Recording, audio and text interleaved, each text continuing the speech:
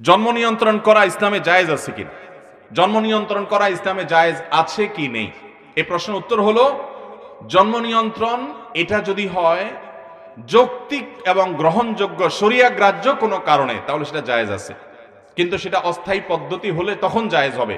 স্থায়ীভাবে জন্ম বিরতিকরণ বা জন্ম নিয়ন্ত্রণ করা এটা কোনো অবস্থাতে ইসলামে জায়েজ নাই। আমি ব্যক্তিগতভাবে এরকম মানুষকে চিনি যে মাত্র 2টা সন্তান ছিল, এরপরে লাইগেশন করে ফেলেছেন, স্থায়ীভাবে জন্ম নিয়ন্ত্রণ করে ফেলেছেন, আর সন্তান হবে না, রাস্তা একেবারে বন্ধ করে ফেলেছেন। এখন আল্লাহর কি ফয়সালা, ওই 2 সন্তানের মধ্যে দেখা গেল যে এক সন্তান মারা গেছে রোড অ্যাক্সিডেন্টে, আরেক সন্তান বেঁচে ছিল, মেয়ে, তাকে বিয়ে দেওয়া হয়েছে, কিন্তু সংসারে অশান্তির একটা পর্যায়ে গিয়ে সেও সুসাইড করে মারা গেছে। এই ভদ্রলোক ভদ্র মহিলা নিঃসন্তান, এখন অগাধ টাকা পয়সা, কোটি কোটি টাকার মালিক।